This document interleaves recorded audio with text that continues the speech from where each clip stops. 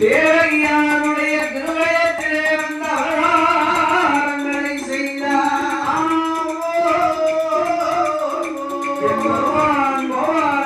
அவதாரம் செய்ய ஆதி சக்தியானவள் ஆயமாரி வட்டணத்துல போய் பிறந்தார்.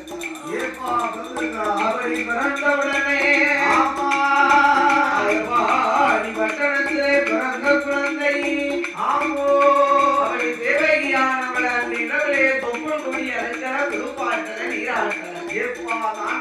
ஒரு பேர கூடையை எடுத்து வாசுதேவனானவர் சரஸ்வதியாத்தங்கரை வழியாக அப்படி கொண்டு வரக்கூடிய காலத்தில் அந்த யமுனா என்ற ஒரு பெண் கண்ணனுடைய பாதத்தை அலையடித்து முத்தங்களித்தார். மழை துவமானது வந்து விடுகிறது. சரி, அதை கண்ணன் மேலே வந்து வளர்ந்தால் என்று என்ன செய்கிறது தெரியுமா? கலைஞன் என்ற ஒரு 10 தலை சென்னாரமானது கொலையாக பிடிக்குதையா கண்ணனே கோவே பணங்களை நான் அழித்தோவே கொலையாக பிடிக்கிறோம்.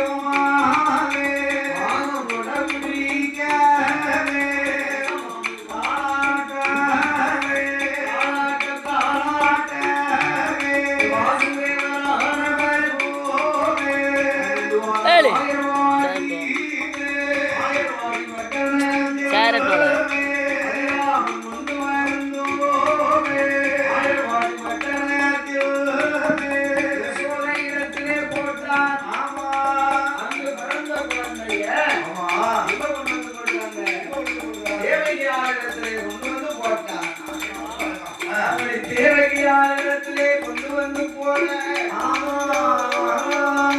தேவகியானவன் மறுநாள் தாய்க்கிழமையானவள் குழந்தையை கையில் எடுத்து கொண்டு வந்து கொடுத்தார். கம்சனோ கையிலே வாங்கி 7 பிள்ளைகளை ஒரு விதமாக இந்த குழந்தையை ஒரு விதமாக அவன் கொள்ள வேண்டும் என்று வாசல்ல உறவான தலையை சுற்றி ஆகாய மார்க்கமாக விட்டறிந்தார்.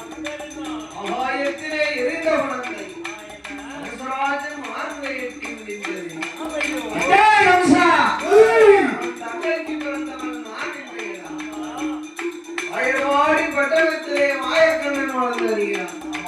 அவன் முன்னே வளர்ந்து வரை முடித்து வருவது வரைக்கும் நான் கன்னியா சென்று புனரியிலே போய் பகவதியா வருவேன் என்று வாக்களித்து வரம் கொடுத்தார்.